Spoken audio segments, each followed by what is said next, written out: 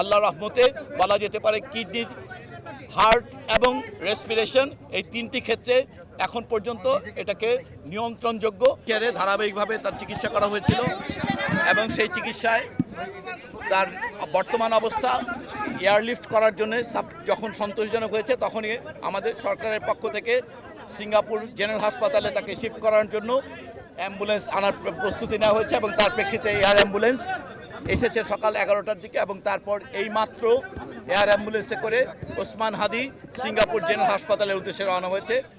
আপনারা সবাই ইতিমধ্যে জানেন যে ওর এই স্ট্যাবিলাইজ করার কথাটা, এটা এয়ারলিফটিংয়ে 4 ঘন্টা ফ্লাইটের জন্যে ওনাকে আমরা যখন দুই পক্ষই সম্মত হয়েছে, ওই সিঙ্গাপুর জেনারেল হাসপাতাল এবং এভারকেয়ার দুই কর্তৃপক্ষ যখন সন্তুষ্ট হয়েছেন যে উনি 4 ঘন্টা ফ্লাইট করার জন্য উপযোগী, তৎক্ষণাৎ আমরা ওনাকে আসলে শিফট করিয়েছি।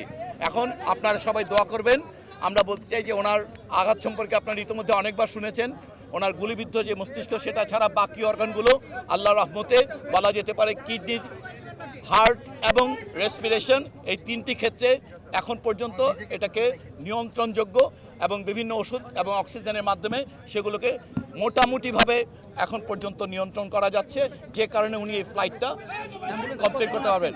এয়ার অ্যাম্বুলেন্সে ওনার সঙ্গে ওনার ভাই এবং ওনার ভাইয়ের বন্ধু তারা ওনার সঙ্গে গিয়েছেন। আমাদের ওই পক্ষে সিঙ্গাপুরে আমাদের হাই কমিশন এই ব্যাপারে সম্পূর্ণ অ্যালার্ট এবং সিঙ্গাপুর জেনারেল হসপিটালের সকল টিমের যারা আছেন তাদের সবার সঙ্গেই কিছুক্ষণ আগে আমাদের তাদের টেলিকনফারেন্সিং হয়েছে।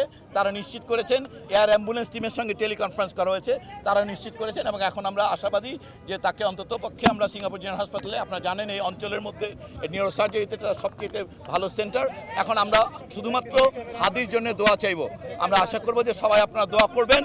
আল্লাহ যদি সাহায্য করেন অবশ্যই হাদি একটা মাত্রার সুস্থতা নিয়ে ফিরে আসতে পারবে। দোয়া করবেন সবাই।